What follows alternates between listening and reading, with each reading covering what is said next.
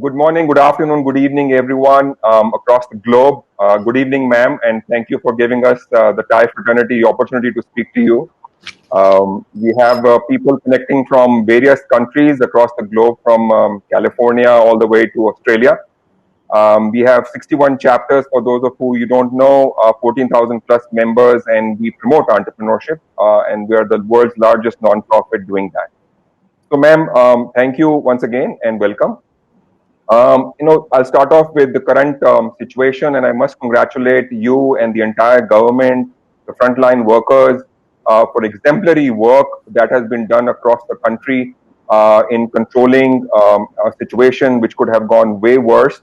And I'm hoping that now that we are back to this new normal, with the economy will start to go back on track. And I would like you to share our journey and what textiles and the PPE kits and the masks and everything that you led from the front had created to begin with in the last 2.5 months, ma'am. I think, Mahavirji, firstly, I need to give you my gratitude for inviting me on this platform, and I look forward to conversations on it. As I had requested you at the beginning of this conversation, I shall say so now publicly. I am not habituated to giving long, boring speeches, and I look forward to this opportunity to engage with people who have come on board this particular platform with any questions that they may deem fit to pose to me. In March 2020, specifically on the 1st of March, when the government was ascertaining our capacities with regards to protective gear, we knew that India does not produce a single PPE suit which has been standardized by the World Health Organization with regards to the outbreak COVID-19. Given that knowledge, it was incumbent upon many within the governance structure to look at opportunities to import. And also, we are aware that international borders were sealed. We are aware that the world was scrambling to put together their own PPE suit supply and kit supply. And in such a time, which was extremely turbulent, I must give my compliments to officers, not only in Textile Ministry, but the Ministry of Health, Ministry of External Affairs, Civil Aviation. We all sat down together and there was a resolution made that India has the capacity. The idea is that our segregated capacities need to come together. So now what was needed in that particular journey? First, we needed labs which were equipped to test any sample that the industry may offer to us. And given that we were going to reach out to every member in the industry, knowing their manufacturing capacities, we were hopeful that we will not have one, two, but we'll have people giving us samples in hundreds. So you know, Mahavirji, given your experience in textiles, that we had a lab called Citra in Coimbatore.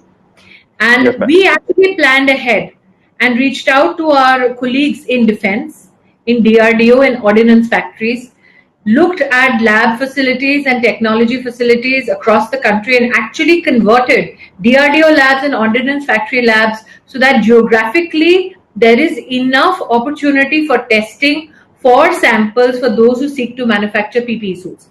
Now, there was, and I must confess here, a certain segment within the industry which tried to bring pressure through public spats, through some article or the other, that let the government not test or not standardize any kind of rules for procurement of PPE suits.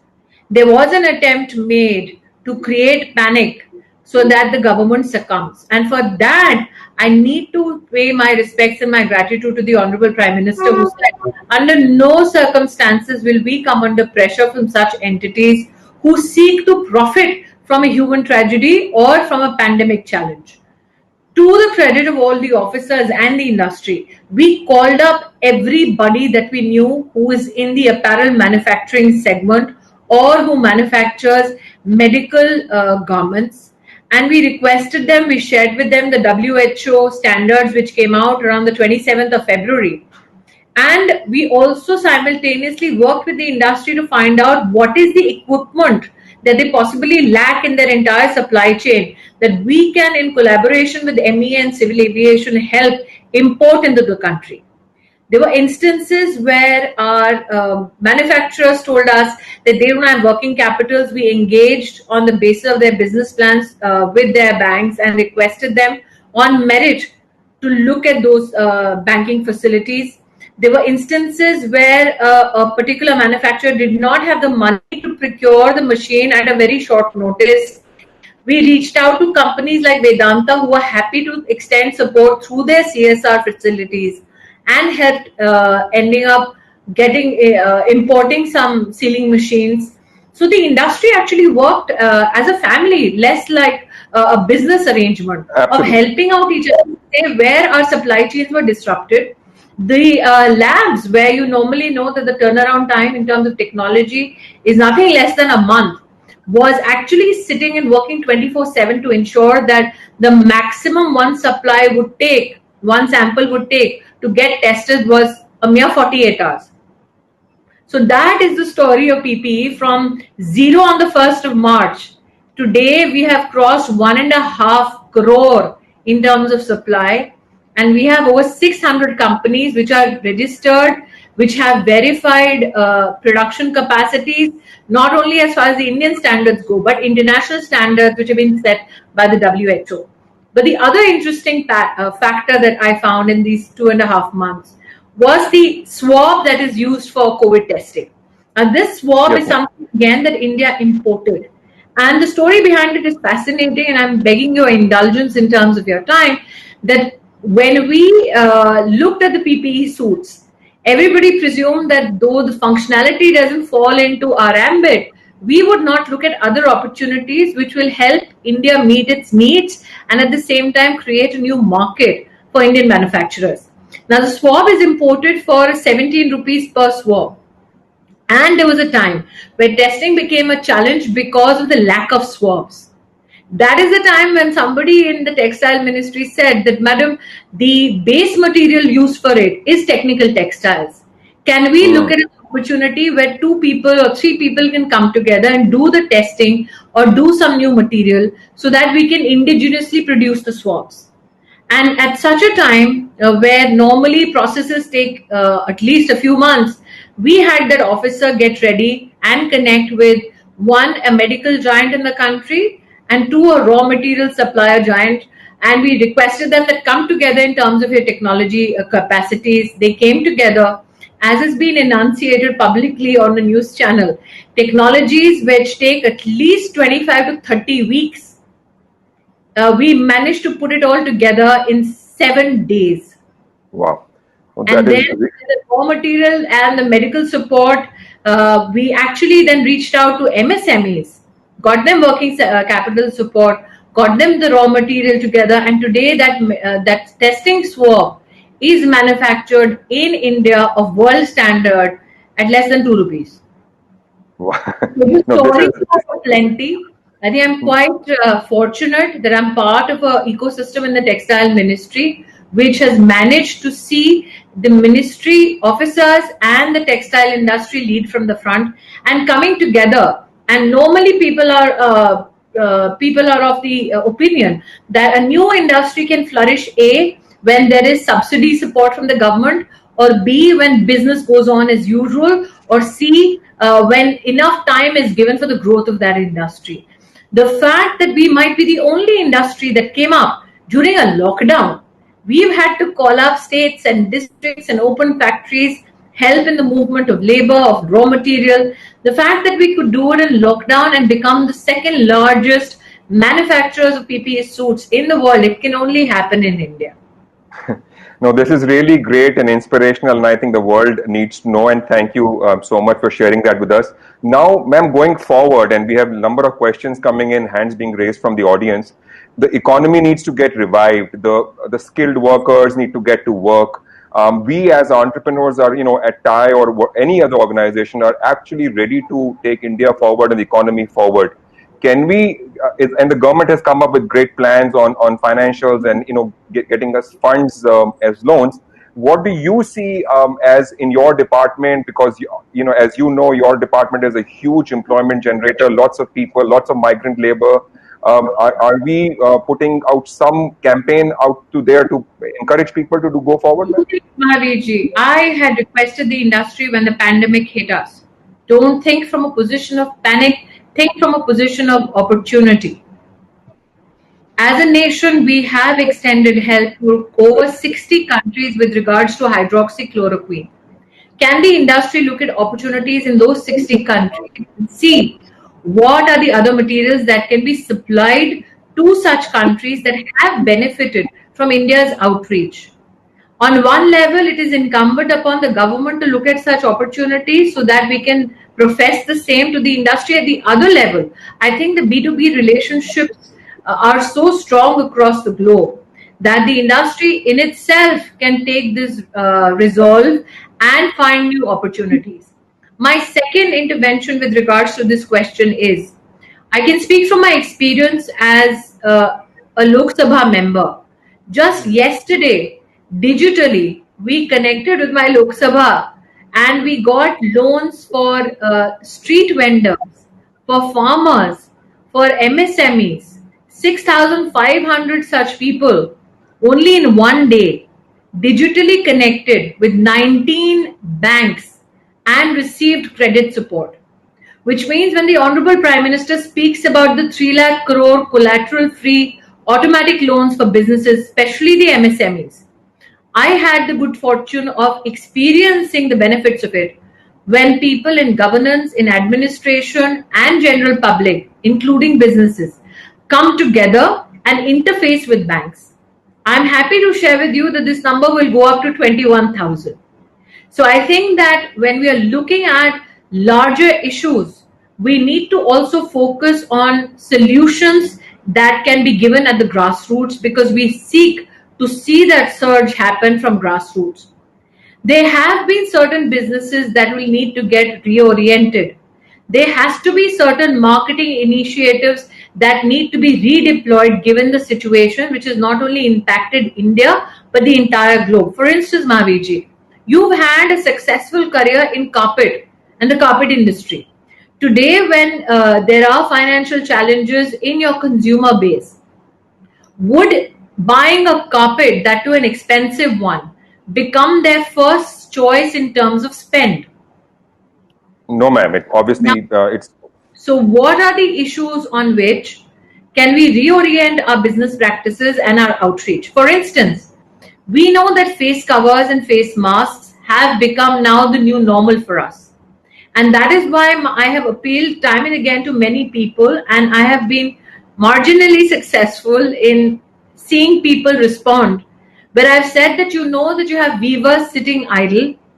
They will not be able to weave very expensive sarees because the offtake of it will have limitation given the financial crunch that certain individuals who have till now been patrons will face. Can we take the simple cloth by a weaver, engage a self-help group locally, and create masks, face covers, which are fashionable enough for people as distinguished as you to export? So that is why I said that businesses will have to get reoriented, but anybody who thinks from a position of opportunity and not panic will benefit in the long run from these times. absolutely. I mean, TIE is full of entrepreneurs in the tech zone and startup area. So we will create something for us. So now I would want to go to women entrepreneurs. Additional intervention on this is given the Sure, TIE ma'am. platform will have a lot of people who will look to leverage technology and find new economic opportunities. You are aware that the government has made some historic decisions in the agriculture field. You are aware that the government is also giving out funds so that the debt for MSMEs can be restructured. Can you look at local solutions and local business opportunities while leveraging technology? Because That indigenously Indians are born entrepreneurial in nature.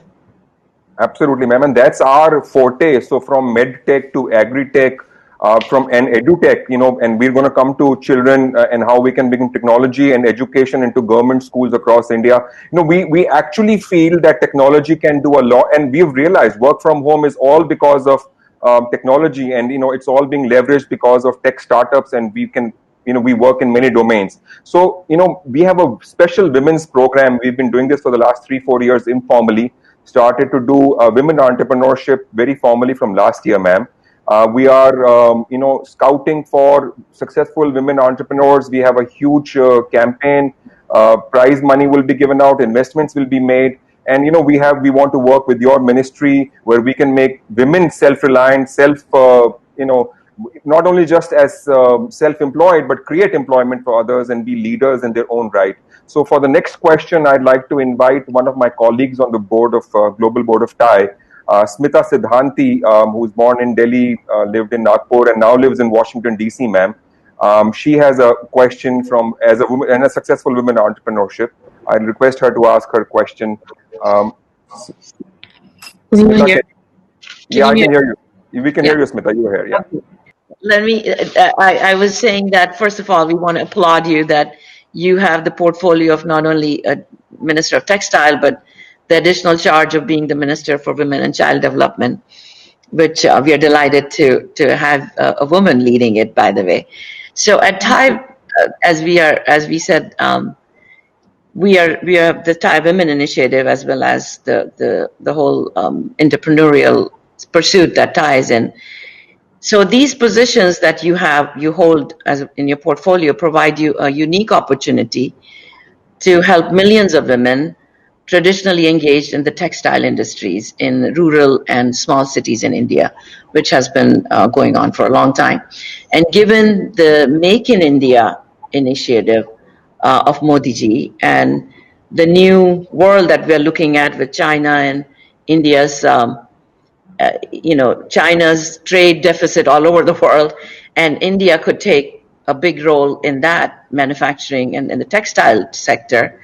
I'm wondering how your agency or government is taking any steps to enhance women entrepreneurs in the textile sector. I think, Smita, we do women a lot of disservice when we reduce them only to their capacities as workers in textile factories. I have in my 6 years in this government always said that the new India, which awaits women of our country, is an India where women are leaders in the area of science and technology, where women are leaders as institutional heads of academia, where women are leaders. They've proven themselves in the banking segment, but we also need to make sure that in other financial services, women are not reduced to only workers, but actually become owners of enterprises and become leaders in their own right. That being said, I think that the journey with regards to governance and women in our country began 6 years ago with a tumultuous change where we put from women's development, the entire government agenda shifted to women-led development. And I think that has been one of the greatest focuses of this government. The fact that when the Prime Minister announced the Jan Dhan Yojana, many scoffed at him and said, why would you do this? And not many actually at that time embraced the idea of digital transactions so that the treasury does not lose a single penny and the beneficiary receives the money directly in their bank accounts. I can here say that apart from the fact that many leakages have been plugged in over 300 programs of the government, we saw that women actually enhanced their banking saving capacity, which was at 28% to now over 40%. And in the pandemic lockdown, one of the benefits that could be accrued because we prepared women with more banking facilities, because we prepared them with a history of having financial digital transactions, we saw that women for 3 months received 20 crore women, received over 20,000 crore rupees from the government directly into their bank accounts. We've also in this government ensured that we want to increase institutional delivery of children so that women in their pregnancies have a safe birth and at the same time can be in some way or the other encouraged to look after their nutrition, to look after their supplementary medical needs. And there is a program called the Pradhan Mantri Matru Vandana Yojana in which we have processed for every pregnant and lactating mother that the state and the district administration brings to light digitally transfer 6,000 rupees per year into the bank accounts of women. I'm saying this because even during lockdown, the government did not shut its doors on the needs of women.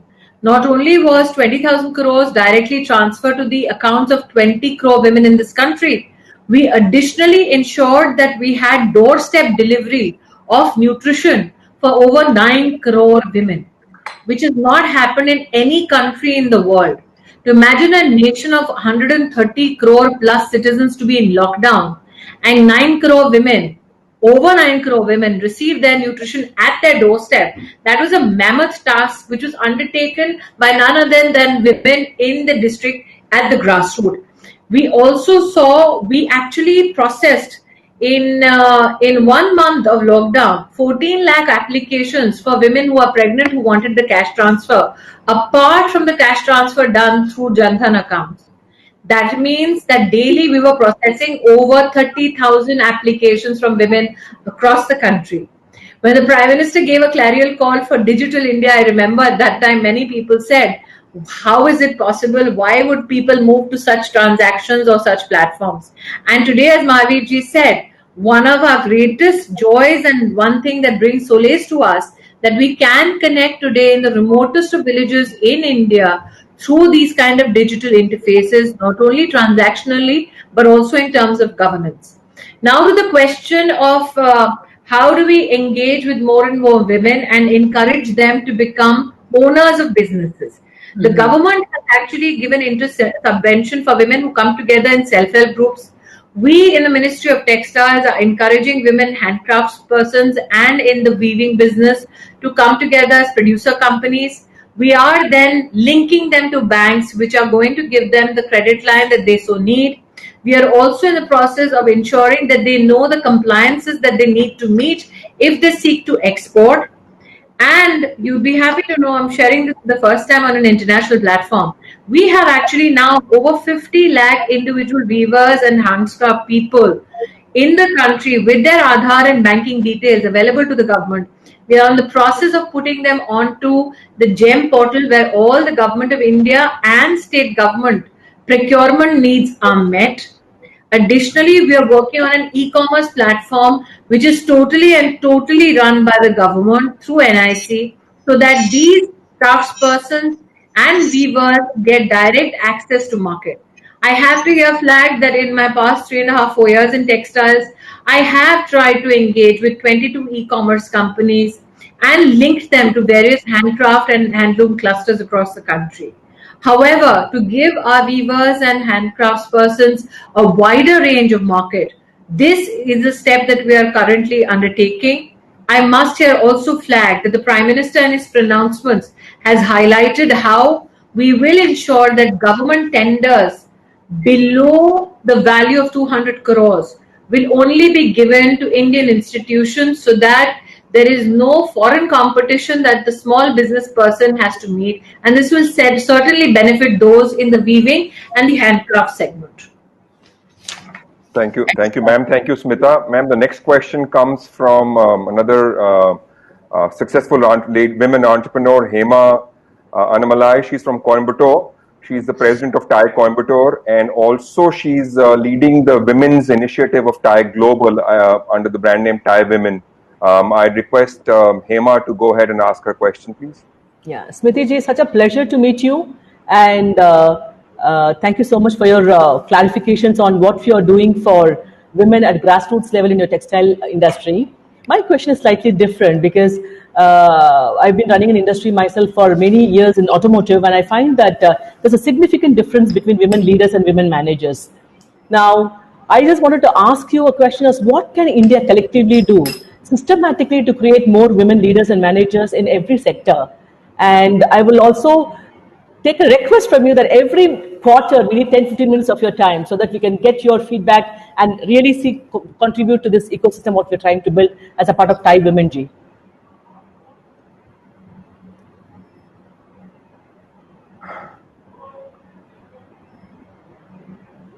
Is Hema ji around? If not, may I just flag one issue before she comes on? No, she's here, ma'am. She's not on video, but she's on audio. She's the S that you see is her only. I So asked a I question hope, just now. Hema ji, you go ahead with your intervention. Can you hear me, Jay? Could you hear me? Ma'am, could you hear Hema, or you were not able to hear Hema? I'm not able to hear her. My I can apologies. hear you very well. So basically, what she was saying is, and she was saying that she has been in the automotive industry, founder of an automotive industry, very successful for the last many years, and she's a very successful women entrepreneur. She sees a difference between women leaders and women managers. Where can we upscale the women to be board, managing directors, board members, leaders in their own right? What can we do collectively as industry and as government and work together to what you were talking about earlier in Smita's answer, to get to the top level management of every company that we have across India? That's what her question was, and she was requesting if she could meet you later on to. I look forward to meeting her and anybody from TIE, especially if you are dedicated to the women's cause. Wow. I must say here that the law exists. It's the industry which now needs to be responsible enough to measure up. The law exists to bring about gender parity in boardrooms, but unfortunately, not many in the industries have measured up. And what is always held against women is that they do not have the understanding of the financial finesse that a company requires. And I think that Mariji, between Smita and Hemlata, if we can take in 2-3 initiatives by Thai women. Absolutely. And why restricted only to Thai women? Why can't the men in Thai also join in? Sure. What is, can we teach women who are already entrepreneurs as to how to redesignate, or for that matter, address their debt issues with financial institutions? Secondly, are now, after the Prime Minister's announcements with regards to MSME, can we look at more and more women-led companies get listed on the stock exchange? Can you help women who want to expand their credit lines through either banks or NBFCs now take advantage of the 3 lakh crore package that is only being for MSMEs, where collateral free automatic loans are to be given? Can we also look at women who can help others, or men for that matter, reorient businesses and reach out to a larger consumer base? And there are many women who domestically have the capacity to manufacture but are unaware of international compliances and market intelligence with regards to international markets. If in Thai you have people who are dedicated to the cause of women, and especially women in business, can we have a meeting of the minds between men and women within Thai? You are you're more than welcome to approach me. I assure you of my utmost support and that of my ministries. Thank you very much, Smriti ji. It's such a pleasure, and we will take up 1 or 2 courses. Definitely, CGT MSc scheme has benefited me personally, and we wanted that to reach to many women entrepreneurs. And we will, my team and I will come and meet you sometime, and then we'll just put a very systematic way of scaling it up to reach out to more women, ma'am. Thank you, Hema. I'm sorry, I seem to have even lost your voice, Mahi. You are not able to. Are you not able to hear me, ma'am? Yes. Yeah. So, and the last question. I can hear you. It's only the women who. The last question on women entrepreneurship comes from New York, city of New York, ma'am. Dharti Desai, originally born in Ahmedabad, living in Mumbai, now lives in New York City and is the Thai president for Thai New York. So I would request Dharti to come on in and ask her question.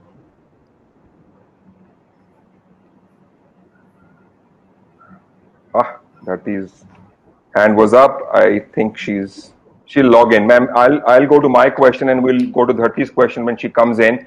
Ma'am, lots of people have logged in from across the globe, and they're looking at investments into India, and especially with sentiments against China being not very good. I think, how do we work in collaborative manner with the finance ministry and your ministries into getting investments into textiles and other startup ecosystem, and get policies in place so that we can work together? I mean, I was just talking to that Thai Mauritius chapter. They're going to Bangladesh and Madagascar instead of China.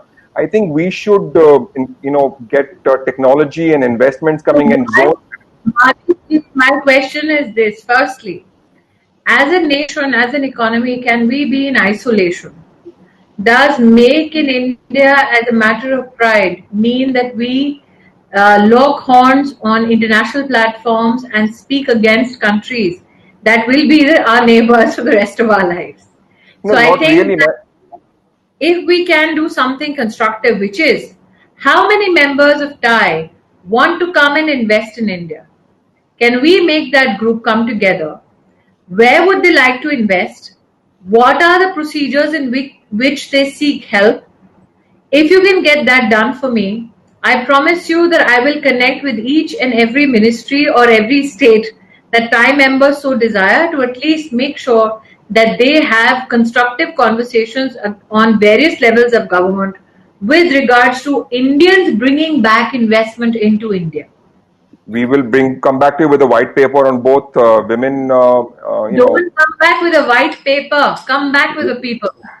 We will. Yeah, fair enough, ma'am. So Dharti is with us here. Dharti, go ahead with your question. Thank you very much, Mahavir. Smriti ji, namaskar and Jai Hind. Thank you so much for being here today. And you've kind of addressed a lot for us today, for Thai women globally, as well as for India. And I thank you very much for everything that you're doing at your level and as well as the government that you represent. So thank you. And today's session has actually given us a further push to do more. And we will definitely have more to come back to you with, as Hema said and as Smita said as well. Things globally, of course, we're improving by way of working women and opportunities out there. Of course, there's now fear, with proof in many cases that due to the COVID-19 pandemic, this is going to derail because funding will be hard. Women stepping out of their homes to build their careers will halt because of dual responsibilities of work and home as they increase, right? So I was just curious, what rapid avenues are likely to open up specifically for women entrepreneurs during and post-COVID? Dharti, I think that firstly, we should not give in to the panic propaganda that this will take away everything from women, because then this propaganda is a monster that feeds on itself. In fact, we need to redraw the conversation and say that it has taught men how to work from home. Well said. Second aspect, it has also taught businesses how working from home is not now a issue that can be looked through from a gender lens. Earlier, pre-COVID, when women said, "Can I work from home?" for many, that was a death knell in terms of their careers. Now, working from home has become as fashionable or the new normal for even men. So I think that this is an opportunity for us to redraw the map with regards to work from home and say that women were already doing it, which means we are more adept at it than men. And we can juggle, multitask. It's so true. It's very true. Thank you. So firstly, our approach to the conversation has to change a little bit, and that I speak working woman, mother of two, who's been juggling just before I got onto the TIE platform a dinner, and I barely walked in and scraped by the time designated for me. So I think one, we need to reorient that conversation and say that we've been doing this as a gender for a very, very long time, which makes us more constructive in this era of post-COVID or continuing COVID. Secondly, I think that we need to help more and more women get attuned to evolving technologies. Because the technology in terms of conversation or business ideas or education right now is at the precipice of a new boom. And women, like last time, should not be left behind. Absolutely. One is the technology, and second is the ownership of technology. So if you look at the history of how technology and the internet evolved, till such time that we needed somebody to crack the code, do the maths behind it, the number of women and men in the segment were almost equal. The minute money came in, women got shunted to second position, which means that we were told that coding is not a woman's job. We were suddenly told that technology can be owned by men, and that too younger men. And if new capital has to be infused, then it's not a new woman, but an older man who gets in to a space where the person with the shorter technology is the younger man. So with my apologies to Mahavir and every other gentleman is on the platform, but this is the reality of women and ownership of technology. So I think that if we want to help the women's cause, as you so call it, we need to reorient our ladies to two aspects. One, that technology evolves. What you learn today might be defunct tomorrow. And secondly, we want women now to come through with the latest breakthrough in technology, the latest idea on an app. We need to teach them the technological coding component and the design component and the marketing component. And additionally, we need to teach them how to patent the idea. Many women think up of ideas, then hand it over to somebody else. Yes. They end up with only 5% of the company. Correct. Correct. Very true. That's what we need to change. Absolutely. And like you rightly said, you create that bridge between India and other countries and give access from everywhere. It doesn't have to be just from India alone. Like you rightly pointed out, bring back investors into India, into women-owned companies in India with innovation. Thank you, Smriti ji. We look forward to a good dialogue with you. Thank you. Ma'am, in the angel investment wing of TIE, we appreciate if there's a woman founder, and if not a founder, at least a co-founder, and with equal equity and not less equity, ma'am. So we are actually, very, very non-biased on as far as gender is concerned. Do a little internal homework with Hema and with Smita ji. We'll come back to you, ma'am. How much of investment funds go to women? No, we are agnostic to whether it's a man or woman. It doesn't, it's just that. I don't want to sound like a browbeating feminist, but just look at the numbers and they'll tell you where women are positioned. We have miles to go, ma'am. I agree with you, but we are doing our best. Now, I wanted to bring the economy, and I think the domestic Indian market is a huge market, ma'am. And no matter what sector, we as consumers are much bigger. But cheap imports from countries, our country struggles to, while a country can live without exports because of a huge domestic market. China's domestic market is 3 times that of India. We need to promote the domestic market and kind of control some imports to a certain extent, and import more technology, more machinery, but not products or services. What can we do collectively to take this forward? I think that, like I said, Mahavir, businesses and economies across the globe will get reoriented. Consumers now who have lived in lockdown conditions across the world, their consumer behavior is going to change. Now, what will that change be? Apart from market intelligence, one needs to understand the mood of the consumer and see which are the segments that will boom, which are the segments that will see low action or low traction, and which are the segments which till now have not been explored but have an indigenous capacity to be addressed in terms of our manufacturing abilities, and which are the issues on which we can become price competitive without compromising on quality, and look at not only our domestic market but also be export ready. For too long, we have said that there are compliances that need to be met for the export market. Why wouldn't we have the same standards of production of a particular product for our domestic market? Why do we feel that if we have to proffer some issue, we need to do it in a substandard fashion? So this is a time where both the industry and the consumer can gain, where the industry, which has ensured compliances for an international market, can also ensure that in competitive prices we do better quality products for our indigenous market, so that our consumers domestically do not feel shortchanged and look for opportunities or options in terms of products from any other country, or for that matter from any other international company which has no ties to us. So I think that it's a win-win for both, especially if the market is understood such by the manufacturing fraternity of our country. Sure, ma'am. So on talking about compliances and social compliances and environment compliances, I mean, India is abundant with natural fibers like cotton, jute, viscose. Still our reliance on synthetic fiber or and somehow carbon credits. Some companies which are working ethically and morally don't get any credit. Whether it's so, are we not integrating, or should we not integrate carbon credits from a manufacturer into a system where he or she gets some benefits on taxation or incentives or some way so that we can protect, and we have realized this in the last 2-3 months. You can put a position paper on it. And I'm happy to share it with the revenue department. Yeah, because I think that sustainability is now the foundation of international transactions and business, especially in the manufacturing segment. Absolutely, ma'am. So I think this is a paper that I can share happily with the revenue secretary and his office, or the finance minister for that matter.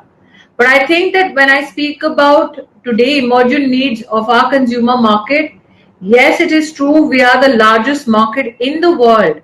But like I said before, while we as manufacturers are ensuring standards are met for a global audience, can't we extend that same courtesy?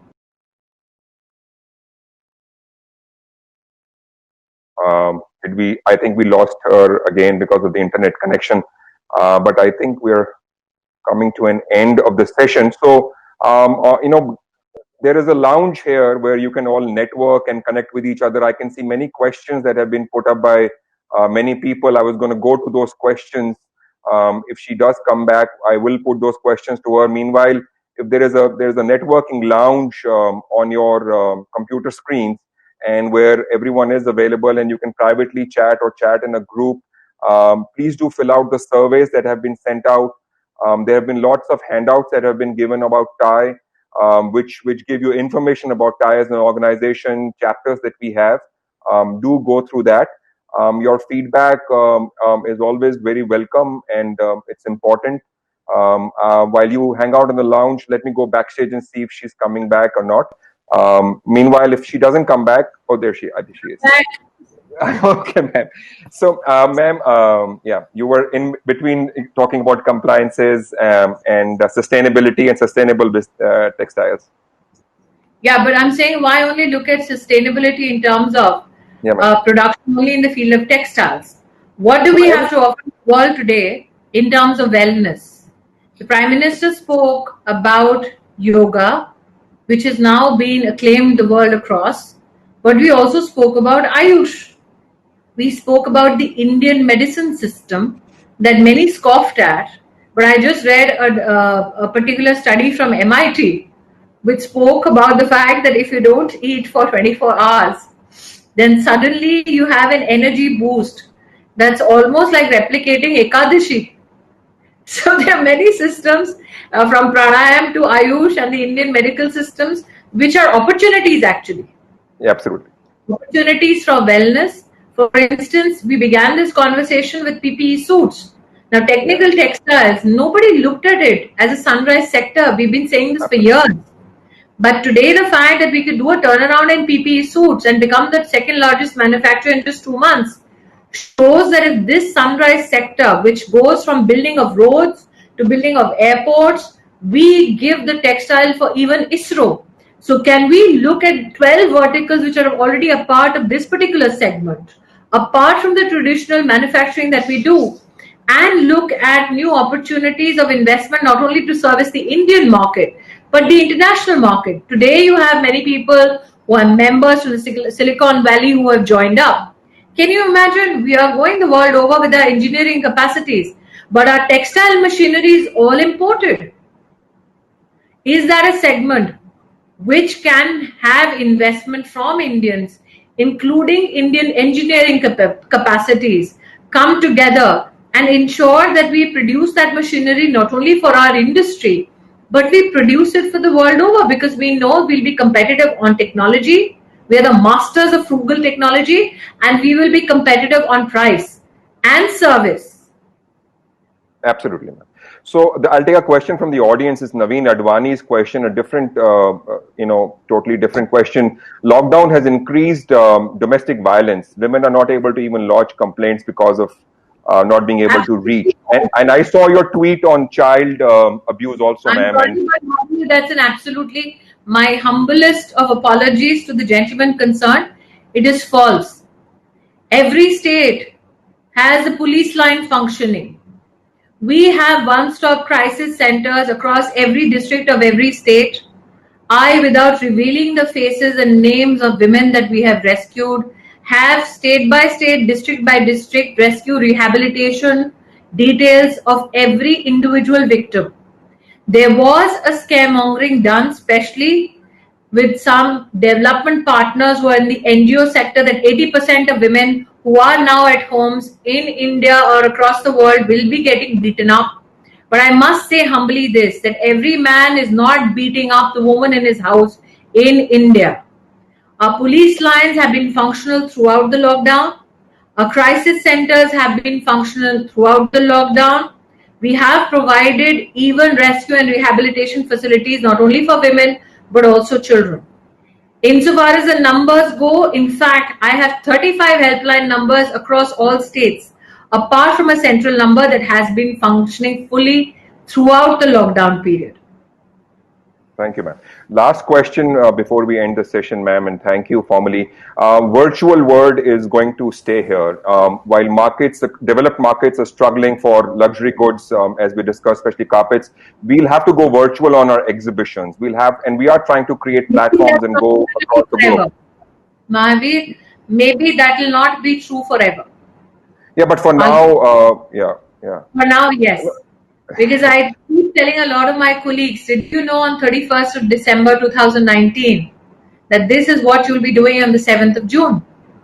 Yeah. You did not.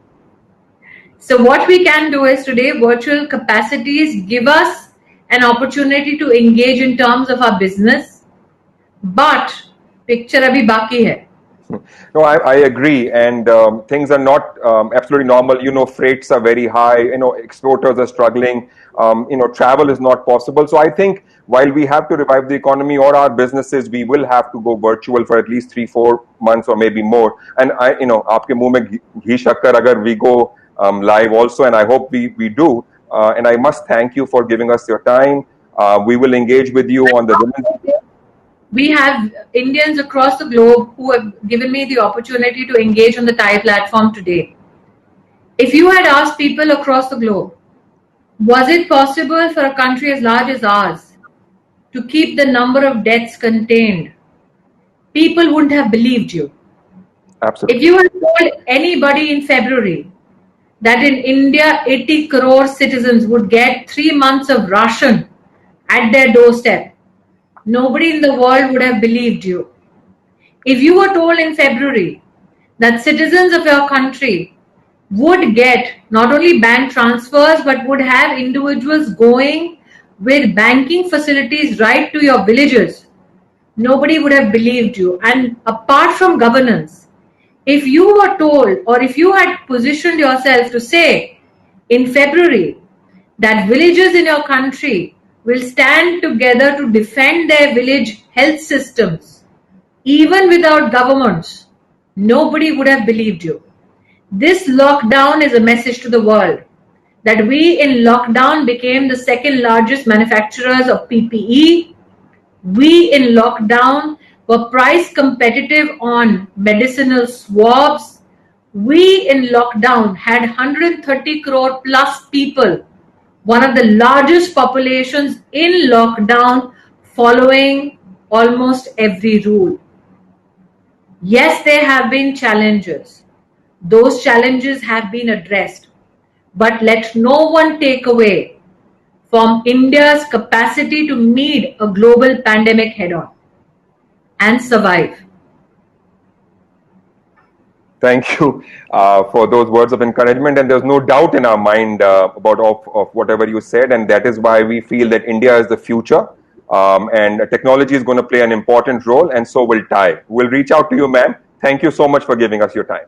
Thank you for having me. So thank you everyone for joining in. Sorry, apologies, couldn't take all the questions or the hands raised. Please feel free to stay back. This will be on for another 30 minutes to 45 minutes for you to network amongst each other. I can see people exchanging problems and solutions on the chat, please continue to do so. Thank you so much.